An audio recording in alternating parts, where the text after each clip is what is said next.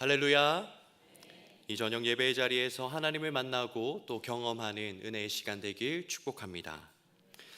저희 아버지는 경상도에서만 생활하신 찐 경상도인이십니다. 그래서 가끔 자상한 모습을 보여주시지만 대부분은 무뚝뚝하시거나 표현을 잘 하지 않으십니다. 그래서 그런 아버지와 전화를 하게 되면 거의 대부분 전화의 대화가 이렇습니다. 뚜루루루루루. 아들 밥은 먹었나? 아빠 밥 먹었다. 아빠는? 나도 먹었다. 아들 잘 있지? 잘 있지. 아빠는? 잘 있다. 그냥 전화해봤다. 뚜뚜뚜. 전화하면 80%가 대부분은 이런 통화입니다.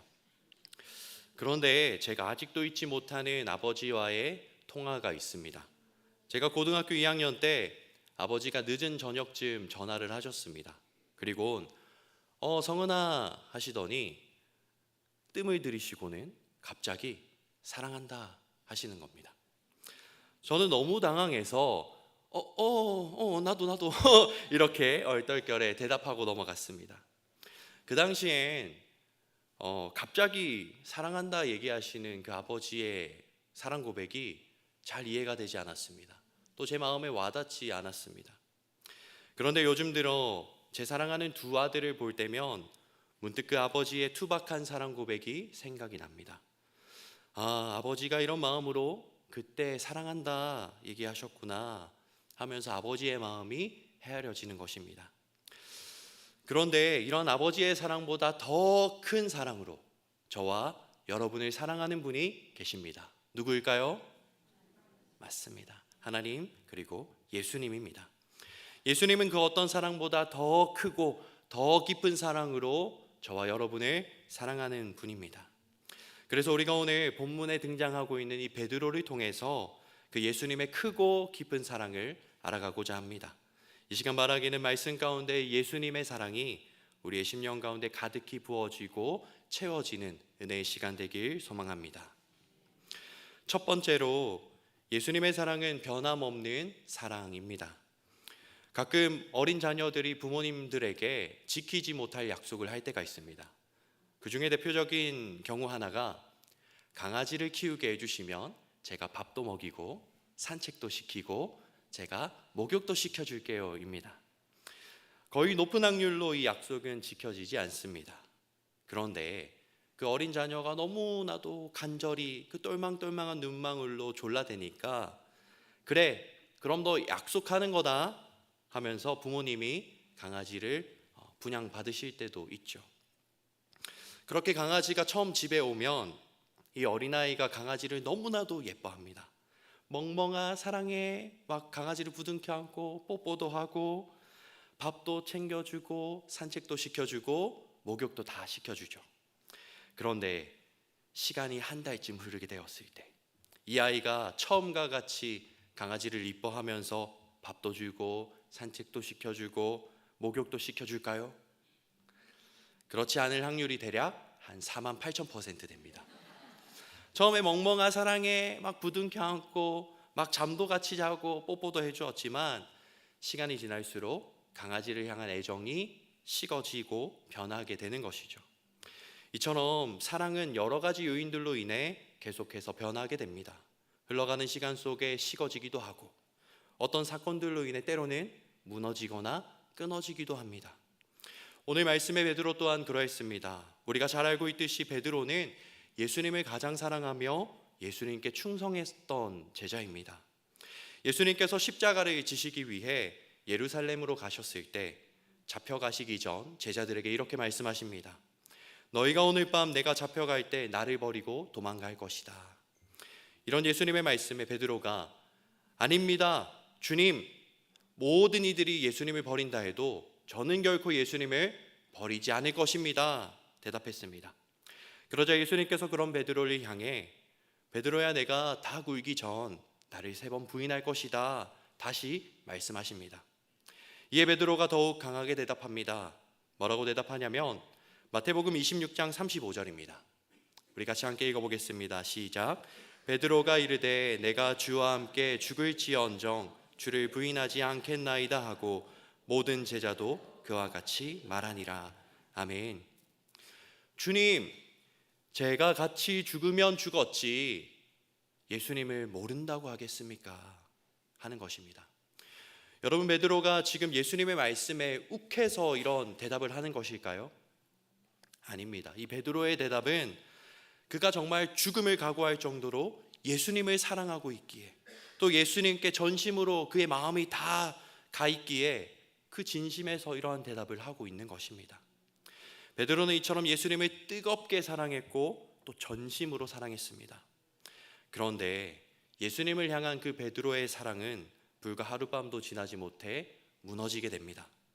밤이 되어 예수님께서 잡혀가게 되실 때 예수님의 말씀대로 모든 제자들이 예수님을 버리고 도망갑니다. 예수님을 결코 버리지 않겠습니다. 맹세했던 베드로마저도 예수님을 버리고 도망갔습니다. 그렇게 예수님은 대제사장의 집으로 끌려가 신문을 받게 되셨고, 그때 몇몇 사람들이 그 예수님의 신문 결과를 기다리면서 대제사장의 집 뜰에 앉아 불을 피워놓고 기다리고 있었습니다. 이때 누가 그 뜰로 찾아왔을까요? 베드로가 찾아왔습니다. 도망쳤던 베드로가 다시 예수님이 계신 그 대제사장의 집 뜰에 찾아온 것입니다. 그렇게 베드로는 사람들과 함께 불을 쬐면서 예수님을 기다리고 있었습니다. 그때 한 여종이 베드로를 보고 당신도 예수와 함께 있던 사람이죠? 라고 물었습니다. 이에 베드로가 아닙니다. 저 예수가 누군지도 모릅니다. 당신이 무슨 말을 하는지도 모르겠습니다 하고 급히 자리를 떴습니다. 그런데 자리를 옮긴 곳에서도 또 다른 여종이 예수랑 한패인 거 맞는 것 같은데 당신 정말 예수랑 같이 있던 사람 아니에요? 또 묻습니다. 이에 베드로가 맹세하며 대답합니다. 저 아닙니다. 뒤이어 베드로 주변에 있던 사람들도 동조해서 얘기합니다. 에이, 당신 예수와 한패인 사람 맞는 것 같은데 당신 지금 갈릴리 억양으로 말하는 것 보니 예수와 한패인 그 제자 아닙니까? 묻습니다. 베드로가 그에 이렇게 대답합니다.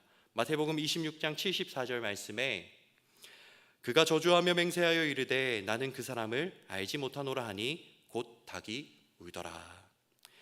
예수님을 부인하기를 베드로가 저주하고 맹세하며 부인했다라고 합니다. 이게 무슨 말이냐면, 만약 예수님을 모른다는 내 말이 거짓이라면 하나님께서 나를 벌하시길 원합니다. 스스로를 저주하며 그렇게 맹세하기까지 했다는 것입니다.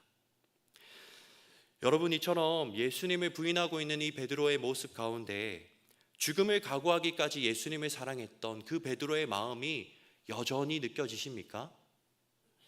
저주하며 맹세하기까지 예수님을 부인하는 이 베드로의 모습을 볼 때 예수님을 향한 베드로의 그 사랑이 꺾이고 무너졌음을 느끼지 않으십니까? 죽을지언정 예수님을 부인하지 않겠습니다 고백하며 죽음을 각오할 만큼 예수님을 사랑했던 그 베드로의 사랑이 세 번의 물음 앞에서 꺾이고 무너지게 된 것입니다. 그렇게 베드로는 자신의 사랑의 한계를 경험하고 예수님의 죽음 이후 갈릴리로 돌아갔습니다. 그리고 그 갈릴리에서 하염없이 바다에서 그물을 던지며 하루하루를 보내고 있었습니다. 그러던 어느 날 여느 때와 같이 늦은 밤 하염없이 그물을 던지던 베드로에게 한 사람이 찾아와 이렇게 얘기합니다. 요한복음 21장 6절의 말씀 우리 함께 읽어보겠습니다. 시작.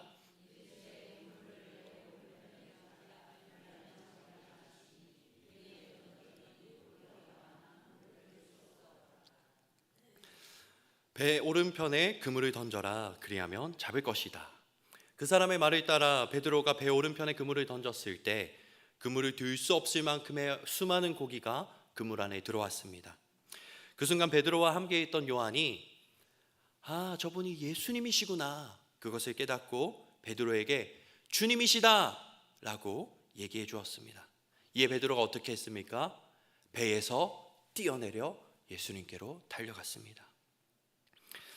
예수님께서 처음 베드로를 만나셨던 그때, 베드로를 제자 삼으셨던 그때와 같이 지금 갈릴리로 찾아오셔서 그물을 던져라 하셨고 수많은 고기를 그때와 같이 거두게 하셨습니다. 그렇다면 왜 예수님께서 베드로를 처음 제자로 부르셨었던 때와 같이 갈릴리로 찾아오셔서 그와 동일한 경험을 하게 하셨을까요? 바로 베드로를 처음 제자로 부르셨을 때와 같이 지금도 베드로를 변함없이 여전히 사랑하고 계심을 알려주고자 하셨던 것입니다. 예수님을 향한 베드로의 사랑은 꺾이고 무너진다 할지라도 그런 베드로를 향한 예수님의 사랑에는 변함이 없어서 처음과 같이 찾아오셔서 변함없는 사랑으로 베드로를 만나주시는 것입니다. 사랑받는 성도 여러분, 우리 또한 베드로와 같이 예수님을 온전히 사랑하지 못할 때가 있지는 않습니까? 한땐 베드로처럼 뜨겁게 예수님을 사랑하며 제 삶은 주님의 것입니다 고백하기도 하고, 또 그 무엇보다 주님을 제가 사랑합니다 고백하기도 했지만 어느새 그 사랑이 변하진 않았습니까? 혹여 예수님을 향한 우리의 사랑이 여러 가지 상황과 형편 가운데에서 꺾이고 식어지진 않았습니까? 이러한 질문 앞에서 우리의 삶을 돌아볼 때 예수님을 향한 우리의 사랑 또한 베드로와 같이 한결같이 못할 때가 있음을 우리는 발견하게 됩니다. 그런데 그런 우리를 예수님께서는 변함없이 사랑하십니다. 우리는 예수님을 한결같이 사랑하지 못할 때가 있지만 예수님께서는 그런 우리를 한결같이 사랑하시는 것입니다. 우리가 예수님을 온전히 사랑하지 못할 때에도, 예수님을 향한 우리의 사랑이 변하거나 식었을 때에도 예수님은 그런 우리를 여전히 사랑하셔서 우리의 삶 가운데 다시 찾아오시는 것입니다. 실패하고 무너졌다 해도 그런 우리에게 찾아오셔서 내가 처음 너를 사랑했던 것과 같이 지금도 너를 여전히 사랑한다, 우리를 향한 변함없는 사랑을 확인시켜 주시는 것입니다. 사랑받는 성도 여러분, 베드로에게 변함없는 사랑으로 찾아오셨던 예수님은 오늘 말씀을 통해 우리 가운데도 동일하게 찾아오십니다. 한결같이 못하며 때론 예수님을 향한 사랑이 변하고 식어버리는 우리에게 찾아오셔서 그런 우리를 다시금 부르시며 변함없는 예수님의 사랑 가운데로 초청하십니다. 이 시간 우리를 변함없는 사랑 가운데로 초청하시는 그 예수님께로 나아가 우리 또한 다시 한번 예수님만을 사랑하며 예수님과 함께함을 누리는 은혜가 저와 여러분 가운데 있길 축복합니다. 두 번째로 예수님의 사랑은 다시 일으키시는 사랑입니다. 베드로가 자신을 찾아오신 그 예수님을 보고 배에서 뛰어내려 예수님께로 달려갔습니다. 그런 베드로에게 예수님께서 숯불을 피우시고 떡과 생선을 구우시며 베드로를 맞이하십니다. 예수님을 다시 만난 베드로의 마음이 어떠했을까요? 어떠했을 것 같으십니까? 네, 예수님을 부인한 이후 다시금 부활하신 예수님을 대면하는 지금 그의 마음이 정말 복잡했을 것입니다. 예수님을 향한 죄송함, 부끄러움, 또 자신에 대한 실망감, 죄책감 등등 얼마나 많은 감정들이 그 베드로의 마음 가운데 오가고 있었을까요? 심지어 예수님께서 피워두신 숯불 앞에서 베드로는 더더욱이나 아무 말도 할 수 없었습니다. 왜 그럴까요? 이 신약 성경에서 숯불이 피어오르는 장면은 단 두 군데밖에 없습니다. 하나는 오늘 본문의 장면이고 또 다른 하나는 요한복음 18장 18절의 장면입니다. 요한복음 18장 18절 말씀 우리 함께 합독하시겠습니다. 그때가 추운 고로 종가 아랫사람들이